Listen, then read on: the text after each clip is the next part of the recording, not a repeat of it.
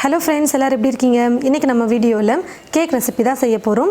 மைதா மாவு, சர்க்கரை இதெல்லாம் எதுவுமே இல்லாமல் ஓவன் யூஸ் பண்ணாமல் நம்ம கேக் செய்ய போகிறோம். உடனே இதெல்லாம் இல்லாமல் செய்யணுன்னா பிஸ்கெட் கேக் தான் அப்படின்னு நினச்சிக்காதீங்க. இன்றைக்கி பிஸ்கெட் யூஸ் பண்ணி நம்ம செய்ய போகிறதில்ல. கொஞ்சம் வித்தியாசமாக நல்லா ஹெல்த்தியாக நம்ம கேக் செய்ய போகிறோம். வாங்க இந்த கேக் எப்படி செய்கிறதுன்னு பார்க்கலாம். கேக்குக்கு எல்லாத்தையும் மிக்ஸ் பண்ணுறதுக்கு முன்னாடி கேக் ட்ரேவை ரெடி பண்ணி வச்சுக்கணும். ஒரு அரை ஸ்பூன் இல்லை 1 ஸ்பூன் எண்ணெய் சேர்த்துக்கோங்க. எண்ணெய் சேர்த்துட்டு நல்லா ஃபுல்லாக தடவி விட்டுருங்க. எண்ணெய் ட்ரே ஃபுல்லாக நல்லா தடவுனதுக்கப்புறமா கொஞ்சம் மாவு எடுத்து ஃபுல்லாக ஸ்ப்ரெட் பண்ணி விட்டுடலாம். சைட்லலாம் மாவு நல்லா படுற மாதிரி நல்லா தூவி விட்டுக்கோங்க.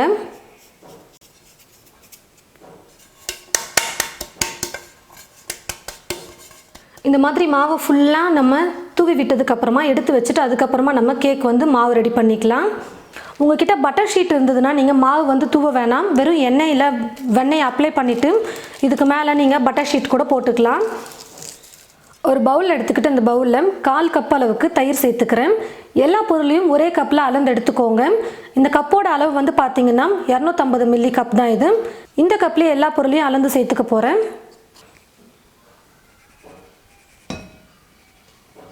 எண்ணெய் 1/4 கப் சேர்த்துக்கிறேன்.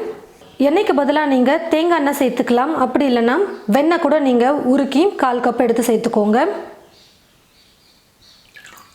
தயிர் எண்ணெய் சேர்த்து ரெண்டையும் நல்லா மிக்ஸ் பண்ணிக்கலாம். தயிர் இந்த மாதிரி தனித்தனியாக இருக்கக்கூடாது. தயிர் நல்லா மசிஞ்சு எண்ணெயோடு மிக்ஸ் ஆகிற மாதிரி நல்லா கலந்துக்கலாம். இந்த மாதிரி எண்ணெயோடு சேர்த்து தயிரை நல்லா மிக்ஸ் பண்ணி எடுத்துக்கணும்.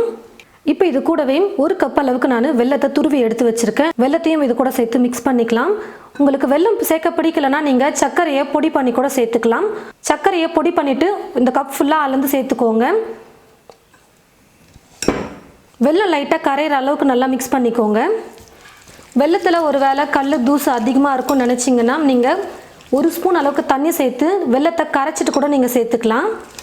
ஒரு 2 நிமிஷம் நம்ம நல்லா அப்படியே அடிச்சுட்டே இருந்தோம்னா சீக்கிரமாக வெல்லம் கரைஞ்சிடும். பாருங்கள் ஃப்ரெண்ட்ஸ், வெல்லத்தை சேர்த்து நல்லா நான் கரைச்சி எடுத்துக்கிட்டேன். உங்களுக்கு இந்த மாதிரி மிக்ஸ் பண்ணி எடுக்கிறதுக்கு கஷ்டமாக இருந்ததுன்னா மிக்ஸி ஜாரில் தயிர், எண்ணெய், வெல்லத்தை சேர்த்து நல்லா அடித்து எடுத்துக்கோங்க. அப்போ ஈஸியாக வெல்லம் நல்லா கரைஞ்சி வந்துடும். 3/4 கப் கேழ்வரகு மாவு எடுத்துருக்கேன், அதை சேர்த்துக்கிறேன். மாவு சலிக்கிறதுக்கு இந்த மாதிரி ஒரு சல்லடை எடுத்துக்கிட்டு நம்ம சலிச்சிக்கலாம். 3/4 கப் கோதுமை மாவு, 1 teaspoon baking powder, 1/2 teaspoon baking soda, அதாவது சமையல் சோடா. நீங்கள் அதிகமாக வீட்டில் கேக்லாம் ட்ரை பண்ணுவீங்க அப்படின்னா இந்த மாதிரி மெஷர் பண்ணுறதுக்கு ஸ்பூன்லாம் வாங்கி வச்சுக்கோங்க, ரொம்ப யூஸ்ஃபுல்லாக இருக்கும். கொக்கோ பவுடர் 2 ஸ்பூன் சேர்த்துக்கிறேன். இப்போ இந்த எல்லாத்தையுமே சேர்த்து நம்ம நல்லா சலிச்சு சேர்த்துக்கலாம். மாவை சலிச்சு சேர்த்தாச்சு. நான் வெல்லம் சேர்த்துருக்கிறதுனால உப்பு சேர்க்கலை. வெல்லத்திலே உப்பு இருக்கும் அப்படின்றதுனால நீங்கள் சர்க்கரை, நாட்டு சர்க்கரை அந்த மாதிரிலாம் சேர்க்குற மாதிரி இருந்ததுன்னா 1 சிட்டிகை அளவுக்கு உப்பு சேர்த்துக்கோங்க. இப்போ இதெல்லாத்தையும் சேர்த்து நம்ம மிக்ஸ் பண்ணிக்கலாம். மாவு சேர்த்ததுக்கப்புறமா ரொம்ப அழுத்தம் கொடுத்து நம்ம மிக்ஸ் பண்ணக்கூடாது. லேசாக தான் நம்ம மிக்ஸ் பண்ணி எடுக்கணும். அதே மாதிரி கேக்கெல்லாம் நம்ம மிக்ஸ் பண்ணுற மாதிரி இருந்ததுன்னா மாற்றி மாற்றி நம்ம மிக்ஸ் பண்ணக்கூடாது. ஒரே சைடில் தான் நம்ம மிக்ஸ் பண்ணணும். பால் காய வச்சு சூடு ஆற வச்சு எடுத்து வச்சுருக்கேன். இப்போ இந்த பாலை சேர்த்து கொஞ்சம் கொஞ்சமாக மிக்ஸ் பண்ணிக்கலாம். இப்போ நான் 1/2 கப் பால் சேர்த்துருக்கேன். இதை மிக்ஸ் பண்ணி பார்த்துட்டு மாவு எந்த பதத்தில் வந்திருக்கோ அதுக்கப்புறம் தேவைப்பட்டால் நம்ம பால் சேர்த்துக்கலாம். கொஞ்சம் கூட உருண்டைகளே இல்லாமல் நல்லா மிக்ஸ் பண்ணிக்கோங்க.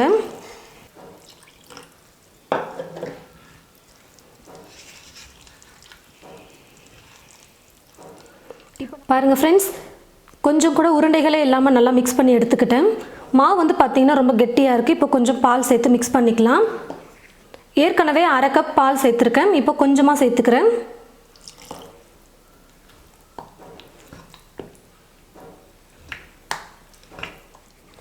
பாருங்கள் ஃப்ரெண்ட்ஸ், பால் கொஞ்சம் கொஞ்சமாக சேர்த்து நான் மிக்ஸ் பண்ணிக்கிட்டேன். நம்ம மாவு எடுக்கும்போது இந்த மாதிரி கொஞ்சம் கெட்டியாக இருக்கிற மாதிரி மிக்ஸ் பண்ணிக்கோங்க. பாருங்கள், 3/4 கப் நான் அளந்து எடுத்து அதில் கொஞ்சம் தான் பால் மீதியாக இருக்குது. இப்போ ரெடி பண்ணியிருக்கிற இந்த ட்ரேயில் நம்ம மாவு ஊற்றிக்கலாம்.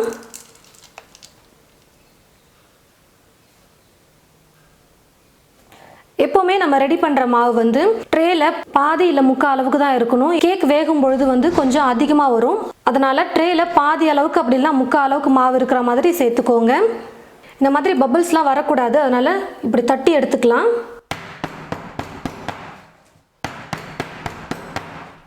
ஸ்டவ்வை பற்ற வச்சுக்கிட்டு ஸ்டவ் மேலே ஒரு கடாய் வச்சுட்டு கடாய்க்குள்ளே ஒரு ஸ்டாண்ட் இந்த மாதிரி வச்சுருக்கேன். ஸ்டவ்வை ஃபுல்லாக வச்சுட்டு 5 நிமிஷத்துக்கு நல்லா கடாயை சூடு பண்ணி வச்சுருக்கேன். எப்போவுமே கேக்லாம் செய்கிற மாதிரி இருந்தால் ப்ரீ ஹீட் பண்ணிக்கணும். 5 நிமிஷம் நல்லா சூடு ஏறினதுக்கப்புறமா கேக் ட்ரேவை வந்து வச்சுக்கலாம். இப்போ இதுக்குள்ளே கேக் ட்ரேவை வச்ச உடனே நீங்கள் ஸ்டவ்வை வந்து லோ ஃப்ளேமில் வச்சுக்கோங்க.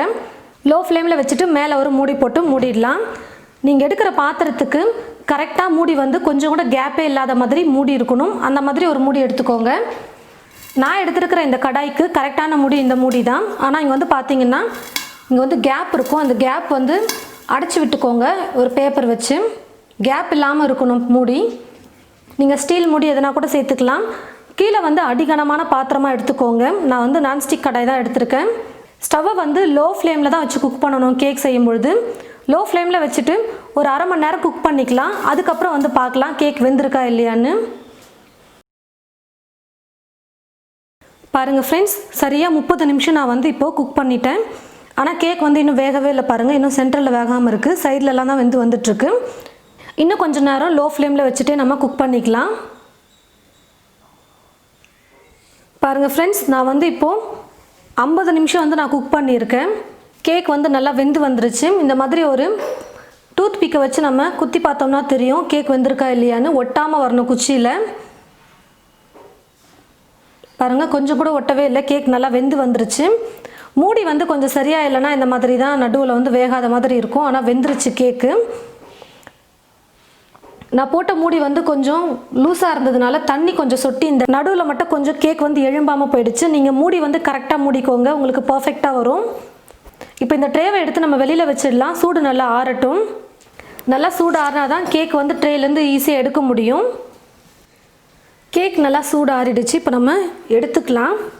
கத்தி வச்சு சைடில் வந்து இந்த மாதிரி கொஞ்சம் கட் பண்ணி விட்டுருங்க. எடுக்கிறதுக்கு ரொம்ப ஈஸியாக இருக்கும்.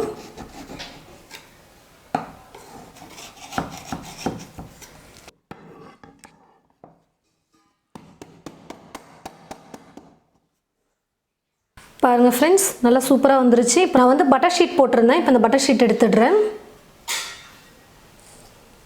இப்போ இதுக்கு மேலே நம்ம சாக்லேட் சிரப் வந்து சேர்த்துக்கலாம். அப்படியே வேணும்னாலும் நீங்கள் கட் பண்ணி சாப்பிட்டுக்கலாம். இன்னும் நல்லா இதுக்கு மேலே சாக்லேட் சிரப்லாம் சேர்த்துட்டு நம்ம சாப்பிடும்போது டேஸ்ட் வந்து ரொம்ப சூப்பராக இருக்கும். பர்த்டேக்கு கேக் வெட்டுறீங்க அப்படின்னா மேலே வந்து சாக்லேட் சிரப்லாம் ஊற்றி செய்யும்போது பார்க்க ரொம்ப சூப்பராக இருக்கும். இப்போ சாக்லேட் சிரப் எப்படி ரெடி பண்ணுறதுன்னு பார்க்கலாம். ஒரு சின்ன கப்பில் 2 ஸ்பூன் கொக்கோ பவுடர் சேர்த்துக்கிறேன். நீங்கள் கொக்கோ பவுடர் வாங்கி வச்சுக்கிட்டிங்கன்னா வீட்டில் நிறைய கேக் ரெசிபி செய்கிறதுக்கெல்லாம் யூஸ் ஆகும். நம்மளே இதுக்கு மேலே சாக்லேட் சிரப்லாம் ரெடி பண்ணிக்கலாம் வீட்லேயே. அதுக்காக சாக்லேட்லாம் கடையில் ரேட் அதிகமாக கொடுத்து வாங்க வேணாம். இது கூடவே ஒரு 4 ஸ்பூன் பால் சேர்த்து மிக்ஸ் பண்ணிக்கிறேன். கொஞ்சம் கூட உருண்டைகளே இல்லாமல் நல்லா நைஸாக கலந்துக்கலாம். கொஞ்சம் கூட உருண்டைகளே இல்லாமல் நல்லா மிக்ஸ் பண்ணி எடுத்துக்கிட்டேன். ஸ்டவ்வை பற்ற வச்சுக்கிட்டு ஸ்டவ் மேலே ஒரு பேன் வச்சுருக்கேன். இப்போ இந்த பேனில் 1 கப் அளவுக்கு பால் சேர்த்துக்கிறேன். காய வச்ச பால் தான் நான் எடுத்திருக்கேன். பாலில் வந்து தண்ணியெல்லாம் எதுவும் சேர்க்காமல் நல்லா திக்கான பாலாக எடுத்துக்கோங்க. பால் எடுத்த அதே கப்பில் சர்க்கரை வந்து 1/4 கப் சேர்த்துக்கோங்க. கரெக்டாக இருக்கும்.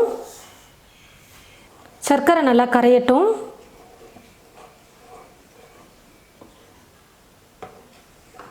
சர்க்கரை நல்லா கரைஞ்சதுக்கப்புறமா பாலில் கலந்து வச்சுருக்கிற கொக்கோ பவுடரை சேர்த்துக்கலாம்.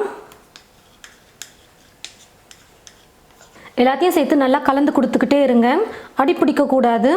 சாக்லேட் சிரப் வந்து பார்த்திங்கன்னா நல்லா கொஞ்சம் கெட்டியாக இருக்கும். அந்த மாதிரி கொஞ்சம் கெட்டியான பதம் வர வரைக்கும் நம்ம நல்லா கலந்து கொடுத்துக்கிட்டே இருங்க. குக் பண்ணிக்கிட்டே இருக்கணும். பாருங்கள் ஃப்ரெண்ட்ஸ், சிரப் வந்து கொஞ்சம் கெட்டியாக வந்திருக்கு. இன்னும் கொஞ்சம் நல்லா கெட்டியாக வரணும். கொஞ்சம் டைம் எடுக்கும். நல்லா கொதிச்சு கொஞ்சம் நல்லா கெட்டியாக வர வரைக்கும் நம்ம குக் பண்ணிக்கணும். பாருங்கள் ஃப்ரெண்ட்ஸ், நல்லா குக் ஆகி நல்லா கெட்டியாக வந்துருச்சு. இந்த மாதிரி நல்லா கொஞ்சம் கெட்டியாக இருக்கணும் சிரப் வந்து. அப்போ தான் கேக் மேலே அப்ளை பண்ணுறதுக்கு நல்லாயிருக்கும். நான் ஸ்டவ் ஆஃப் பண்ணி எடுத்து வச்சுக்கிறேன். நான் கேக்கை இன்னும் நல்லா ஜூஸியாக செய்யலாம் அப்படின்றதுக்காக சுகர் சிரப் வேறு ரெடி பண்ண போகிறேன். சும்மா கொஞ்சமாக தண்ணி சேர்த்துக்கோங்க. ஒரு அரை டம்ளர் அளவுக்கு இருந்தால் போதும். அது கூட ஒரு 4 ஸ்பூன் சர்க்கரை சேர்த்துக்கிறேன்.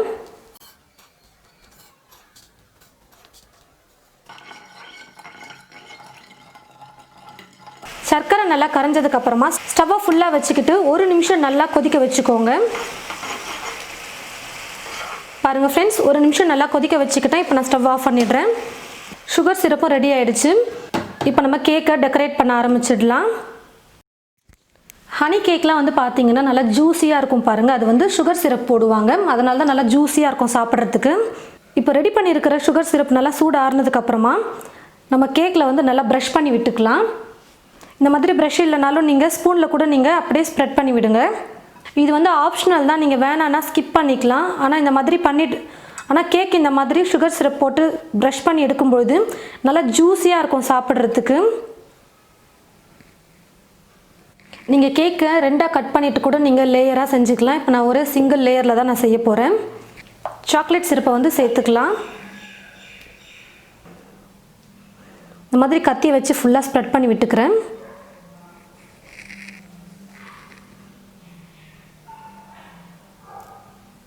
கேக்குக்கு மேலே வந்து ஃபஸ்ட்டு நல்லா சிரப்பை வந்து அப்ளை பண்ணிவிடுங்க. நல்லா அப்ளை பண்ணதுக்கப்புறமா மீதி இருக்கிற சிரப்பை வந்து இந்த மாதிரி சைடில் கூட நீங்கள் ஃபுல்லாக நீங்கள் கவர் பண்ணி விட்டுக்கலாம். பாருங்கள் ஃப்ரெண்ட்ஸ், கேக் ஃபுல்லாகவே நான் வந்து சாக்லேட் சிரப்பு அப்ளை பண்ணிட்டேன். சைடில் கூட நான் ஃபுல்லாகவே அப்ளை பண்ணிட்டேன் பாருங்கள். இப்போ இதுக்கு மேலே நீங்கள் உங்களுக்கு பிடிச்ச மாதிரி எப்படி வேணால் நீங்கள் டெக்கரேட் பண்ணிக்கலாம். மேலே ட்ரை ஃப்ரூட்ஸை வந்து நல்லா துருவிட்டு இல்லை கட் பண்ணிவிட்டு கூட நீங்கள் ஃபுல்லாக ஸ்ப்ரெட் பண்ணி விட்டுக்கலாம். நமக்கு எந்த மாதிரி பிடிச்சிருக்கோ அந்த மாதிரி நம்ம வந்து கேக்கை டெக்கரேட் பண்ணிக்கலாம். சாக்லேட்டை வந்து கத்தியில் வந்து கட் பண்ணி எடுத்திருக்கேன். கொஞ்சம் துருவுனது மாதிரி இருக்கும் பாருங்கள் இது. இப்போ இந்த சாக்லேட்டை நான் இதுக்கு மேலே ஸ்ப்ரெட் பண்ணிக்கிறேன்.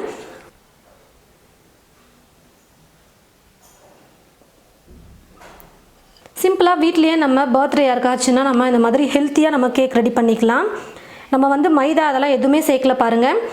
கோதுமை மாவு, கேழ்வரகு மாவு சேர்த்துருக்கோம், ராகி மாவு. அதுக்கப்புறம் ஸ்வீட்டுக்கு கூட நம்ம சர்க்கரை சேர்க்கல, வெல்லம் தான் சேர்த்து செஞ்சுருக்கோம். நம்ம கேக் வந்து ரொம்ப ஹெல்த்தியாக செஞ்சுருக்கோம். உங்களுக்கு இந்த சைட்லலாம் கூட உங்களுக்கு சாக்லேட் இருக்கணும் அப்படின்னு நினச்சிங்கன்னா இந்த மாதிரி கட் பண்ணிவிட்டு இல்லை துருவிட்டு சைடில் வந்து தூவி விட்டுக்கோங்க. நிறைய பேர் வந்து இதுக்கு முன்னாடி நான் போட்ட வீடியோவில் வந்து கொக்கோ பவுடர் இல்லைனா என்ன செய்யறது அப்படின்னு கேட்டிருந்தீங்க. ரெடிமேடாக உங்களுக்கு சாக்லேட் சிரப்பு விற்பாங்க. அந்த சாக்லேட் சிரப்பை கூட நீங்கள் வாங்கிட்டு வந்து கேக் மேலே ஸ்ப்ரெட் பண்ணிக்கலாம். அதை விட இது ரொம்ப பெஸ்ட்டு. ஏன்னா கொக்கோ பவுடர் வாங்கிட்டு வந்து வச்சுக்கிட்டோம்னா ஒரு பாக்ஸில் நமக்கு கேக் செய்யும் பொழுதெல்லாம் இந்த மாதிரி சாக்லேட் சிரப் நம்மளே ரெடி பண்ணிக்கலாம். நல்லா சூப்பராக இருக்கும். நீங்களும் இது போல் உங்களுடைய வீட்டில் கேக் செஞ்சு பார்த்துட்டு எப்படி இருக்குன்னு மறக்காமல் கமெண்ட் பாக்ஸில் வந்து கமெண்ட் பண்ணுங்கள். இந்த வீடியோவை மற்றவங்களுக்கும் ஷேர் பண்ணுங்கள். இது போல் நிறைய வீடியோஸ் பார்க்க தமிழ் ஃபுட் மசாலா சேனலை மறக்காமல் சப்ஸ்கிரைப் பண்ணிக்கோங்க. கூடவே பக்கத்தில் இருக்கிற பெல் ஐக்கானை கிளிக் பண்ண மறந்துடாதீங்க. தேங்க்யூ.